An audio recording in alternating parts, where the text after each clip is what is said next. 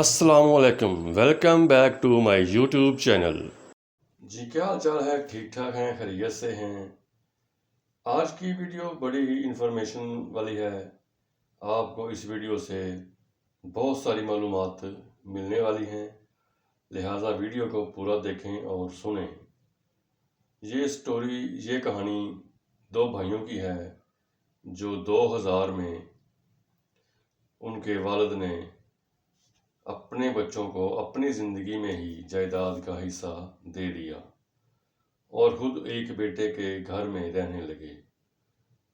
وہ بیٹا UK میں رہتا تھا، بلکہ رہتا ہے۔ والدین کی وفات بھی 2000 میں ہی ہو گئی۔ اب گھر خالی تھا کیونکہ وہ تو UK میں رہتے تھے، تو UK والے بھائی نے اپنے بڑے بھائی کو کہا کہ آپ میرے گھر میں رہائش کر لیں تاکہ آپ کا کرایہ بھی بچے گا اور میرے گھر کی حفاظت بھی ہوتی رہے گی۔ وقت گزرتا گیا، بڑے بھائی کا بیٹا بھی پڑھائی کے سلسلے میں UK اپنے چچا کے پاس چلا گیا۔ چچا نے خوب خدمت کی کہ میرے بھائی کا بیٹا ہے، اس کو اچھا کھلایا پلایا، خوب سیوا کی۔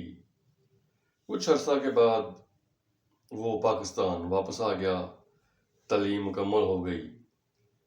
مزید وقت گزرتا گیا تو 2019 میں UK والے بھائی نے کہا کہ بھائی اب مجھے گھر کی ضرورت ہے، میرے بچے بڑے ہو گئے ہیں، تو آپ میرا گھر خالی کر دیں۔ تو بڑے بھائی نے کہا کہ ٹھیک ہے، مجھے کچھ وقت دیں تو میں خالی کر دوں گا۔ UK والے بھائی نے کہا ٹھیک ہے، آپ 2 4 ماہ 6 ماہ تک خالی کر دیں، کوئی مسئلہ نہیں۔ تو اب اصل کہانی جو شروع ہوتی ہے وہ یہاں سے شروع ہوتی ہے کہ خون کیسے سفید ہو گیا۔ بڑے بھائی نے گھر خالی کرنے کی بجائے دعوی تقسیم جائیداد دائر کر دیا اور عدالت سے اسٹے لے لیا کہ مجھ سے یہ گھر خالی نہ کروایا جائے، کیونکہ میں بھی اس گھر میں حصے دار ہوں۔ یہ گھر میرے والد کے نام پر تھا، تو میرے بھائی نے فراڈ کر کے اپنے نام ٹرانسفر کروا لیا ہے، جبکہ یہ اس میں سب بہن بھائیوں کا حصہ ہے۔ حالانکہ وہ بالکل غلط کہہ رہا تھا۔ جب UK بھائی کو پتہ چلا تو اس کے بھائی نے حصہ لینے کے لیے دعویٰ دائر کر دیا ہے، جبکہ اس کو پتہ ہے کہ والد نے سب بہن بھائیوں کو اپنی زندگی میں ہی حصہ دے دیا ہے۔ تو UK والے بھائی کو بہت بڑا دھچکا لگا کہ یہ کیا ہو گیا ہے، میں نے تو اپنے بھائی کے ساتھ نیکی کی ہے اور اس نے میرے ہی خلاف دعویٰ دائر کر دیا ہے۔ خیر، UK والے بھائی نے اپنے کیس کی پیروی کے لیے پاکستان آیا، اپنا وکیل مقرر کیا اور اپنے بہنوئی کو مختار خاص بھی مقرر کر دیا تاکہ وہ کیس کی پیروی کر سکے۔ کیس چلتا رہا، لیکن جو سچ ہوتا ہے وہ سچ ہی ہوتا ہے۔ حقیقت سامنے آ گئی، سچ کی جیت ہوئی کہ جو بڑے بھائی نے دعویٰ دائر کیا تھا تقسیم جائیداد کا، تو وہ جولائی 2023 میں خارج ہو گیا۔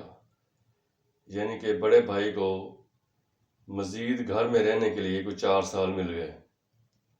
4 سال بھائی کو تنگ کیا اور 4 سال بعد ان کا دعویٰ خارج ہو گیا اور UK والے بھائی کے حق میں ہو گیا۔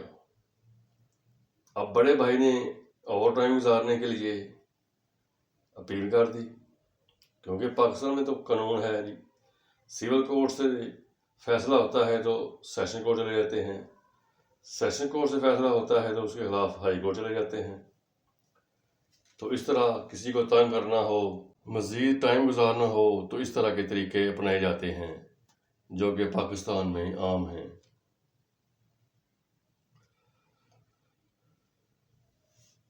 تو خیر بڑے بھائی نے اب اوور ٹائم گزارنے کے لیے اپیل دائر کر دی، جو کہ اب چل رہی ہے، زیر سماعت ہے، اس کا بھی فیصلہ نہیں ہوا، لیکن وہ بھی بہت جلد ہی فیصلہ ہو جائے گا۔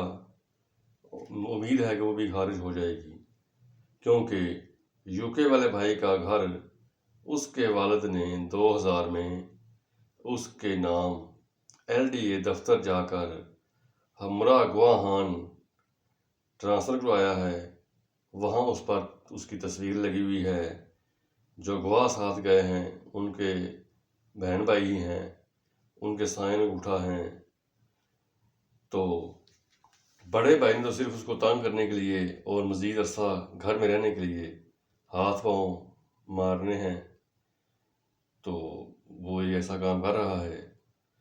اب ویڈیو بنانے کا مقصد یہ ہے کہ آج کل اپنے سگے بہن بھائیوں کا اعتبار بھی ختم ہو چکا ہے۔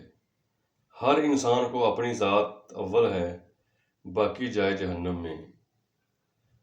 میرا تو سب پاکستانی اوورسیز پاکستانیوں کو مشورہ ہے کہ اپنے پیسے اپنے پاس ہی رکھیں، پاکستان میں اپنا گھر یا کوئی پیسے وغیرہ کسی کو نہ دیں، کیونکہ جتنا مرضی کوئی اعتماد والا ہو، وہ اپنے مقصد کے لیے اپنے موسم کو بھول جاتا ہے۔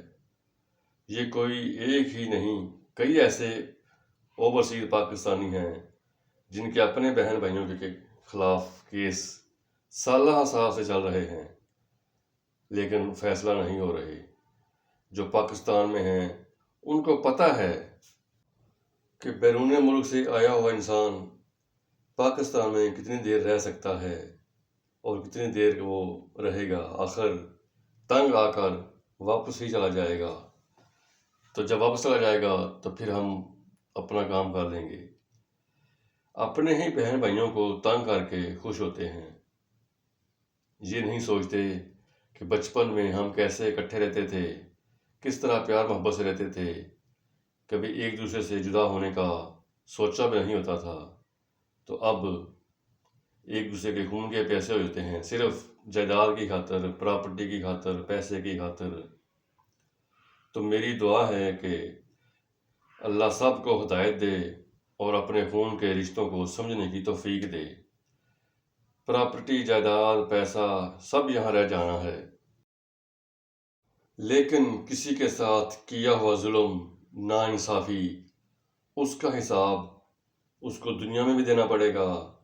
دنیا میں بھی اس کو اس کا اجر ضرور ملتا ہے، اس کی سزا ضرور ملتی ہے، کیونکہ اللہ کسی کے ساتھ ناانصافی نہیں کرتا۔ تو آخرت میں وہ تو اس کو حساب کتاب دینا ہی پڑے گا، وہاں سے نہیں بچ سکتا۔ لیکن اب تو اللہ تعالیٰ دنیا میں ہی اس کو دکھا دیتے ہیں کہ تم نے فلاں کے ساتھ زیادتی کی تھی، اب تمہارے ساتھ بھی یہی ہوگا۔ اجازت دیجیے، اللہ حافظ۔